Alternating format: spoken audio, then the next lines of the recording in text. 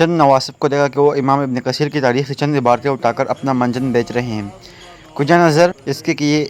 ان روایات کی اصولی تاریخ میں ہی حیثیت کیا ہے اور ائمہ نے ان کے ساتھ کیا سلوک برتا ہے۔ ان کو صرف لکھی ہوئی چیز چاہیے، چاہے وہ ہو کسی موضوعات میں ہی کیوں نہ ہو۔ خیر، امام ابن کثیر لکھتے ہیں، اور یزید نے مسلم بن عقبہ کو یہ کہنے میں کہ وہ مدینہ کو 3 دن تک مباح کر دے فاحش غلطی کی اور ایک بہت بڑی کبیر غلطی ہے، اور اس کے ساتھ بہت سے صحابہ اور ان کے بیٹوں کا قتل بھی شامل ہے۔ اور پہلے بیان ہو چکا کہ اس نے حسین اور آپ کے اصحاب کو عبیداللہ بن زیاد کے ہاتھوں قتل کیا، اور ان 3 ایام میں مدینہ منورہ میں حد و حساب عظیم مفاسد رونما ہوئے جنہیں اللہ کے سوا کوئی نہیں جانتا، اور اس نے مسلم بن عقبہ کو بیچ کر اپنی حکومت اور اقتدار کو مضبوط کرنے اور کسی جھگڑا کرنے والے کے بغیر اپنا ایام کو دوام بخشنا چاہا، مگر اللہ نے اس کے ارادے کے خلاف اسے سزا دی اور اس کے ارادے کے درمیان حائل ہو گیا، پس اللہ نے اسے ہلاک کر دیا جو چاروں کو ہلاک کرنے والا ہے، اور اس نے غالب مقتدر کی طرح گرفت کی، اس طرح تیرے رب نے ظالم بستیوں پر گرفت کی، بدشبہ اس کی گرفت دردناک اور سخت ہوتی ہے۔ امام بخاری نے اپنی صحیح میں بیان کیا ہے کہ حسین بن حارث نے ہم سے بیان کیا کہ فضل بن موسیٰ نے ہم سے بیان کیا کہ الجود نے عائشہ بنت سعد بن ابی وقاص سے اس کے باپ کے حوالے سے بیان کیا کہ وہ بیان کرتے کہ میں نے رسول اللہ صلی اللہ علیہ وسلم کو بیان کرتے سنا کہ جو کوئی اہل مدینہ سے جنگ کرے گا وہ یوں پگھل جائے گا جیسے نمک پانی میں پگھل جاتا ہے۔ اس کے آگے پھر امام ابن کثیر اسی طرح کی احادیث نقل کرتے ہیں۔ اختصار کی پیش نظر میں ان کو یہاں نقل نہیں کر رہا کیونکہ امام ابن کثیر نے پورا ایک صفحہ اس کے مختلف طریق سے بھر دیا ہے۔ پھر ایک طریق پر امام دارقطنی کا کلام نقل کر کے لکھتے ہیں، اور اس حدیث اور اس قسم کی احادیث سے ان لوگوں نے استدلال کیا ہے جو یزید بن معاویہ پر لعنت ڈالنے میں رخصت کے قائل ہیں، اور یہ روایت احمد بن حنبل سے ہیں جسے حلال ابو بکر بن عبدالعزیز قاضی ابو لیلہ اور اس کے بیٹے قاضی ابو الحسین نے اختیار کیا ہے، اور ابو الفرج ابن جوزی نے ایک الگ تصنیف میں اس سے مدد لی ہے اور اس پر لعنت کو جائز قرار دیا ہے، اور دوسروں نے اس سے روکا ہے اور اسی بارے میں اسی طرح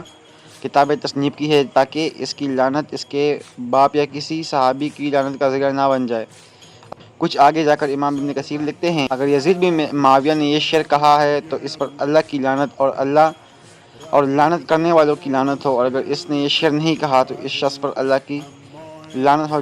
جس نے اسے گالی دینے کے لیے اسے گڑھا ہے، اور عنقریب آئندہ سال میں یزید بن معاویہ کی حالات میں اس کے اقوال قبائح اور افعال اور جو کچھ اس کی طرف سے بیان کیا گیا ہے اور جو کچھ اس کے بارے میں کہا گیا ہے بیان کیا جائے گا۔ مارکہ ہرا اور حضرت حسین کے قتل کے بعد اسی تھوڑی سی مہلت ملی حتیٰ کہ اللہ نے اسے ہلاک کر دیا جس نے اس سے پہلے اور بعد سرکشوں کو ہلاک کیا ہے اور علیم و قدیر ہے۔ اس سال بہت سے مشاہیر اور اعیان صحابہ وغیرہ ہم نے مارکہ ہرا میں وفات پائی جن کا تذکرہ توالد کا باعث ہوگا، اور مشاہیر صحابہ میں حضرت عبداللہ بن حنظلہ جو کہ مارکہ ہرا میں امیر مدینہ تھے، حضرت معقل بن سنان رضی اللہ تعالیٰ عنہ، حضرت عبیداللہ بن زید بن عاصم رضی اللہ تعالیٰ عنہ اور مسروق بن الجدع رضی اللہ تعالیٰ عنہ شامل ہے۔ آگے چل کر امام ابن کثیر یزید کے اولاد میں 15 نام لڑکوں کے اور 5 نام لڑکیوں کے گنواتے ہیں، اور پھر لکھتے ہیں کہ اور یہ سب ہلاک ہو چکے ہیں اور یزید کی کوئی اولاد باقی نہیں بچی۔ یوں رسول اللہ صلی اللہ علیہ وسلم کا فرمان پورا ہو گیا اور اللہ نے یزید کو بغیر مہلت دیے اسے ویسے ہی گول دیا جسے پانی میں نمک گل جاتا ہے، اور اس کی نسل کے نام و نشان تک مٹا دیے۔ یہ تمام حوالہ جات امام ابن کثیر کے اپنے موقف کے ہیں، ان میں انہوں نے کوئی روایت بیان نہیں کی بلکہ اپنے تمام علم سے اخذ کیے گئے ہیں۔ موقف کا تبصرہ یہاں کیا ہے جنہیں میں نے چن کر نقل کر دیا ہے، ان سے مندرجہ ذیل چیزیں واضح ہوتی ہے جو امام ابن کثیر کا اپنا تبصرہ ہے۔ سید الشہداء امام حسین علیہ السلام کو شہید کرنے والا یزید بن معاویہ ہے، اس نے عبیداللہ بن زیاد کے ذریعے ان کو شہید کروایا۔ واقعہ ہرا یعنی 3 دن تک حرم پاک مدینہ منورہ میں صحابہ کرام کا قتل عام اور لوٹ مار مچانے کا عمل بھی یزید بن معاویہ کا تھا، اور اس نے یہ کام مسلم بن عقبہ کے ذریعے کروایا۔ یزید کے ان کاموں کی وجہ سے رسول اللہ صلی اللہ علیہ وسلم کی وعید اس پہ پوری ہو گئی اور اس کی نسل کا نام و نشان مٹ گیا۔ امام ابن کثیر کے نزدیک جمہور ائمہ کا موقف یہی ہے کہ وہ یزید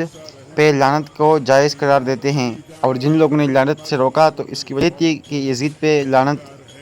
اس کے والد معاویہ اور دیگر کسی صحابہ پر لعنت کا ذریعہ نہ بن جائے، یعنی یزید پہ لعنت سے نہ کرنے والوں لوگوں بھی یزید پہ لعنت کو ناجائز نہیں سمجھتے تھے، بلکہ وہ اس بات سے ڈرتے تھے کہ وجہ سے کہیں یزید کے والد یا کسی صحابی پر لعنت نہ ہو جائے۔ امام ابن کثیر نے جہاں یزید پہ ائمہ ائمہ کی لعنت کرنے کا جواز نقل کیا ہے، وہاں انہوں نے خود بھی یزید پہ مشروط لعنت کی ہے، یعنی امام ابن کثیر کا اپنا موقف بھی یزید پہ لعنت کے جواز کا تھا۔ یوں ہم نے امام ابن کثیر کے تبصرے کو جو انہوں نے اپنی تاریخ کی کتاب میں یزید کے متعلق لکھتے ہیں وہ نقل کر کے یہ واضح کر دیا کہ یزید ملعون جمہور اہل سنت کی طرح امام ابن کثیر کی نظر میں بھی خبیث و ملعون ہی ہے۔